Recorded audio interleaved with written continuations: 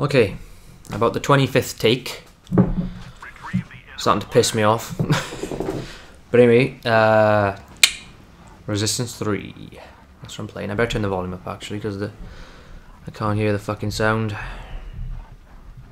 of my own game. It's a bit too high. Some guy's just fucking speaking, you know what I'm talking about.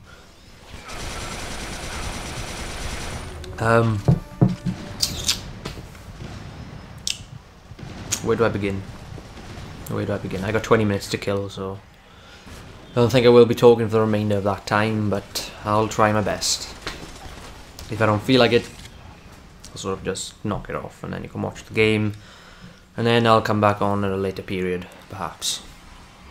But I just want to start by saying this, so yeah, I think this is a good point. A lot of people want to know what Resistance 3 is like, mainly because a lot of people don't own the game. And I can just start by saying that Resistance 3 is a really underrated, underprivileged game, and I think that it's sort of been misconceived and sort of undermined by a lot of other games that came out during that period. And because I've had a lot of questions, people asking me like, is Resistance 3 a good game? Should I get it or not? And I'd recommend getting the game. So I'll answer that in a general sort of way. To everyone who wants to know if you should get the game or not, would I recommend it? And my answer is yes. I would recommend getting the game, especially as of now. You probably get it at a pretty decent price. It's just like mid-January, so sorry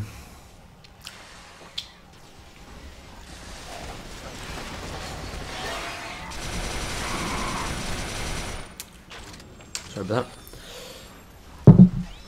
So yeah, and why is it undermined? Well, during the period of this game's release, about a month after or so, was the major release and of the Call of Duty series that's just ongoing, ever continuing in a cesspool of filth.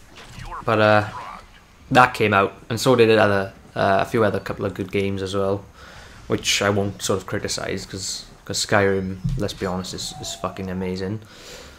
But so a lot of people didn't really sort of give this game any insight and any thought or any sort of exposure. And what exposure it did have was sort of, well, it wasn't much. Let's just say that. Oh fuck. Oh, I hate doing commentaries. I don't know why. Just annoying. But fuck it. I'll just do one take and that's it. But to be honest, why I'm doing a commentary on Resistance 3 is basically because I want to give it some exposure and just to sort of let people know what the game's about, what it's like, and just as a general overview. You know, it's probably the only video now I'm going to upload further of Resistance 3. It's the last one, definitely. I mean, I've uploaded two others. One which is entitled Resistance 3 in 30 minutes, which took me a hell of a long time to do as well. It's basically a rundown of the campaign and certain scenes of the campaign which are relevant and but might I add, not actually like revealing or anything. It doesn't spoil too much, but so I suggest you watch it anyway as well if you're actually like, thinking about playing the campaign and you know you don't want to watch a video of the campaign just in case somebody gives you a spoiler. But yeah, my video doesn't give you a spoiler, so there we are. But it's just basically sort of a compilation of events in the campaign. It took a really long time to put together, but it was fun to edit. It was really fun to watch the video progress in its stages and all that. And it was fun to just mash it all up. a lot more like, you know, exciting than just doing an ordinary voiceover to a online game. One round of it as well. So, and why I did it? Well, I enjoyed the campaign. And it's a type of campaign you can just play over the course of a week and probably finish it, you know, probably a few days, let's be honest. I mean, you're going to finish it in like 9 hours, I should imagine. I should imagine it took me like 8 hours, I think, something like that. Like an average sort of time span for a first-person shooter campaign. That's what it was. But it's obviously more than average. It's in its sort of entirety. The campaign it's pretty fucking good. I thought it was really good anyway. But I don't know. The story's good. Overall events are good. Sort of, just like the online, it doesn't sort of capture that, you know, intensity and stuff. It's really just in your face all the time. You got like movie type of events happening and just crazy stuff going on around you all the time. A lot of cinematics where you're involved in them, not so much cinematics as in where it's just tons of cutscenes. It's mainly cinematics where you are part of it, so that's good. You know, that sort of blockbuster scene. Just off the top of my head, like a gigantic robot just going through the sea, and you're looking at it, and sort of you're controlling the character through those events. But they're still meant or sort of intended as a blockbuster sort of movie scene and all that. And the campaign's good as well because you don't have to play the other two Resistance games to sort of get into it. You can just sort of jump straight onto it and just play the hell out of it. But I'm not going to give any more credibility on that. Just see for yourself. Watch my video, Resistance 3 in 30 minutes. It hasn't had enough exposure. I mean, it's a really good game, and if you want to see a general compilation of events, and instead of just a very long run through of the game, which I should imagine a lot of other people have done, just watch it. It's something different, and I hope you like it. But the other thing I wanted to talk about was, of course, probably the aspect people are most interested in, and that is the online multiplayer. If I could give you a general summary of the online multiplayer, I'd probably just start off by saying that it's sort of rough around the edges, but amidst those imperfections, it's sort of just got like a really nice center. It's just fun to play, and yes, it does not have the sort of money and technology that a lot of other high corporate funded games have, and just where things just look impeccably insane and the graphics are insane and everything's just too good for your eyes. But with this game, it's like it does capture that intensity and stuff, and all the frame rate, all the rest of it's pretty good, but it is rough around the edge. It doesn't look perfect. It's hard to explain. It's just kind of just, you'll know what I mean if you play the online multiplayer, or just like, I'm sure you can download a demo or something like that, or just play. You'll probably pick it up cheap anyway, so if you're interested in it, obviously go out and buy it.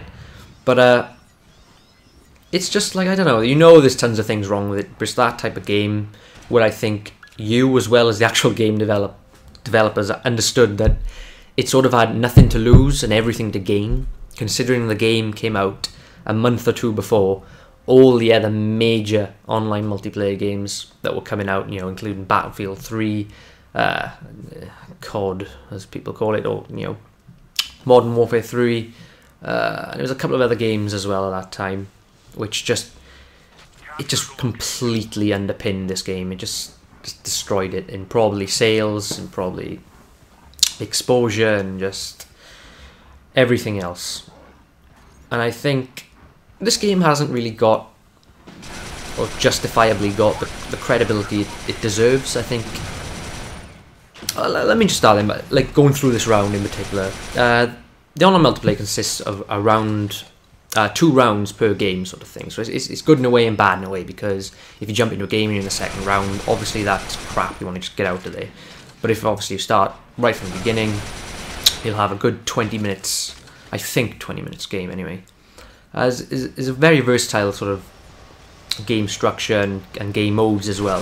And I think right now I'm playing, I can't remember, I think it's Chain Reaction, and what you got to do is, I want to hurry up because this game's really quick. I just annihilate the enemy team, I think, and what I do is just, you'll see it, you can see me now, I've got let me have a closer look.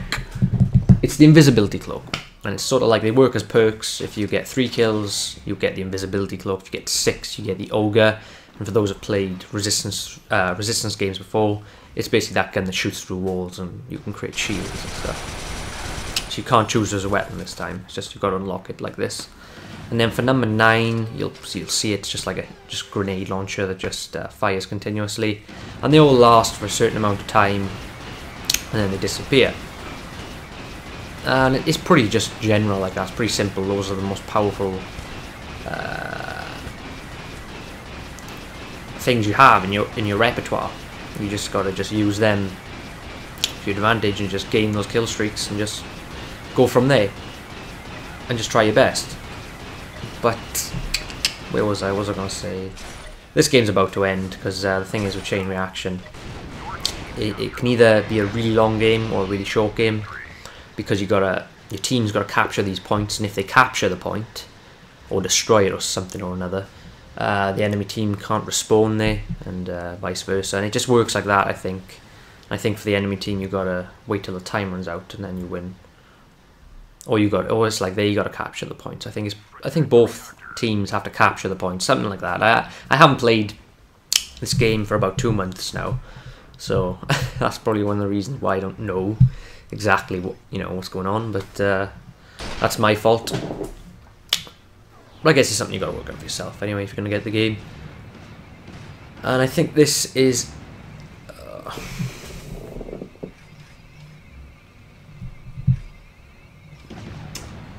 I have no idea what game mode this is. It's just a good game, I think. I think I put this in there because I use a sniper rifle. And probably for those who are interested as well in sniper gameplay, if you're used to Call of Duty sniping, or probably a high percentage of other games as well, which use the same characteristics as the Call of Duty sniping, you're probably not going to like this kind of sniping on this game, because you'll see it now in a minute that it's something I don't like either, but it's something you get used to just because you're used to the other sort of way of sniping, sort of thing, if you know what I mean. But as you can see just then, it's perfectly still when you aim in, and that is kind of frustrating because it should sort of move a little bit, sway side to side.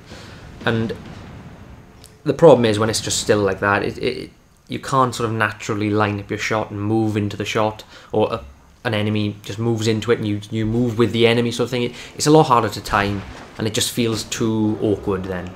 Let's just leave it at that. But that's only because you're used to the other way of sniping and stuff. But it's still enjoyable. I still like sniping on the game, definitely. Probably my favourite guns. The favourite gun's got to be the bullseye. What it does, if you've seen it in the first games, I didn't talk about the first game at all. I just trolled on about things. Is that it shoots like its secondary ammo, and every gun has a secondary sort of fire, which is unique to the game. The game always has done that throughout its sort of lifespan. And what the bullseye does is shoot like a target thing, where it just hits. If it catches the enemy, no matter where the enemy runs, if you shoot then your primary fire, it's going to sort of bend the bullets and follow that target. And it's fun because they don't stand a chance when you catch somebody with it. And for all the other Resistance fans as well, it's still got the classic guns, like the Magnum and the Carbine as well. But I wouldn't really recommend using the Magnum on the multiplayer game because it's not too good. They should have actually had, in my opinion anyway, they should have had the Magnum and a few other perhaps new guns, like new pistols or something like that, as a secondary gun, because that's the way it should have worked in my opinion. Because the Magnum in this is, when you unlock it, is used as a primary gun, which is stupid. But you can you carry 2 guns? I think you can carry 2 guns, yeah, but it just froze kind of weirdly there. But that's another thing as well. It works on the leveling up system and stuff, because you're probably curious about that on the multiplayer. How it works is the leveling up system works a bit like Crisis 2, and if you haven't played Crisis 2 or you haven't played Resistance 3, it works similar as well to Call of Duty. You've got to unlock weapons and stuff, but it's a little bit more, not complicated. If you find something like that complicated, well, I'm sorry, but it works sort of like you level up, and the more you level up, the better you become, undoubtedly, inevitably. the higher level you are, the better you're going to be, because you can unlock better things. That's just the way it works, and it's sort of in a way, just a technique by a company just to get people to play it longer, I guess. But it does work on the way in that way where you want to play it more, just to get the better things and to see what they like. And that again is like with Crisis, the best guns are unlocked later on, so to speak. And with this in particular, the best guns are definitely unlocked later on in your progression in the online game. What's happened to my computer? It's just sort of, I hope it's still recording.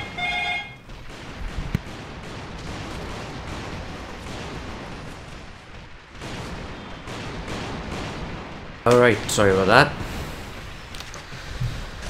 It's a quick phone call.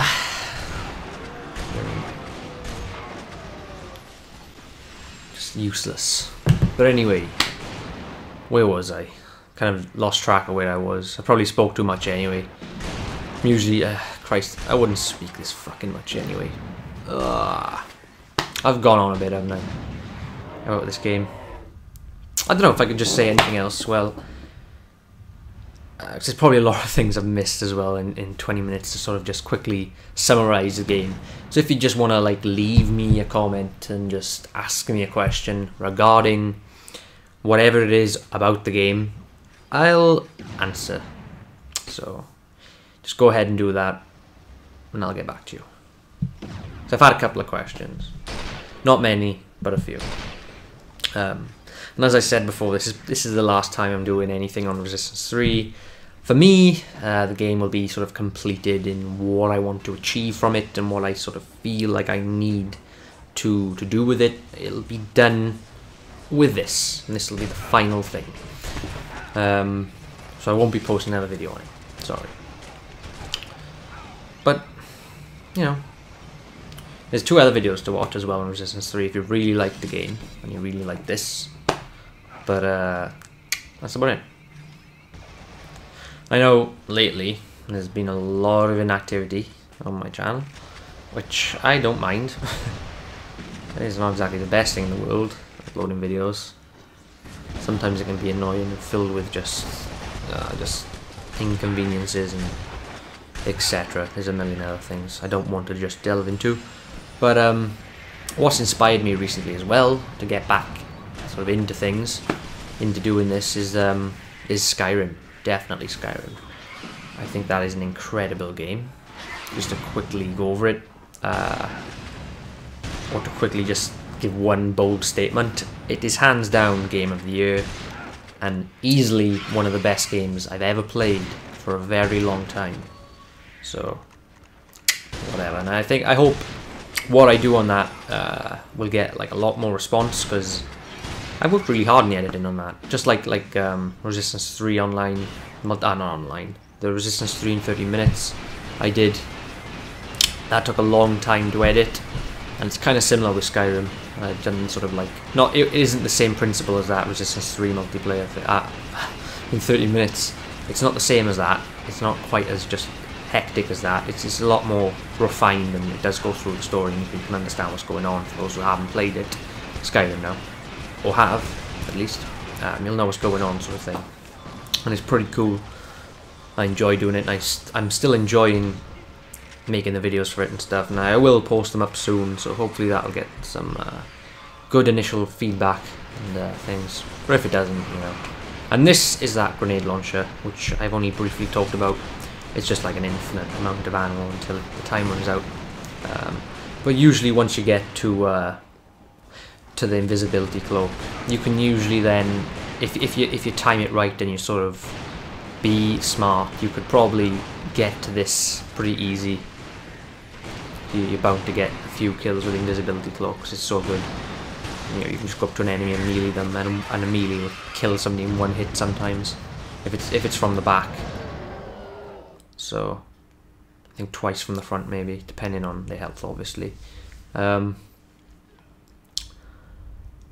there's nothing left of the game. There's a good 2 minutes left. What can I talk about in 2 minutes? Nothing. So I will be going, and that'll be it. If you've got any questions, don't hesitate to ask. I will respond, as long as it's about the game and nothing stupid. But for now, enjoy the rest of the game. I think all that happens now is we just keep on going to that area and just choking off the enemy, just in that one spot. So that's generally about it. That's all I want to get across. I probably could have done it better, but it's just, you know what it's like. You come on here, you sort of feel like, oh, a bit anxious, and you're like, sometimes you just don't get across everything. So that's about it. Resistance 3, awesome game, underrated. If you want to get it, if you're hesitant about getting it, sorry, I recommend just going for it, as long as you can get it for a good price. And that's about it. You'll just feel happier. Trust me, it's a good game. You won't regret it. So you won't regret getting the game. That's about it. I'm off.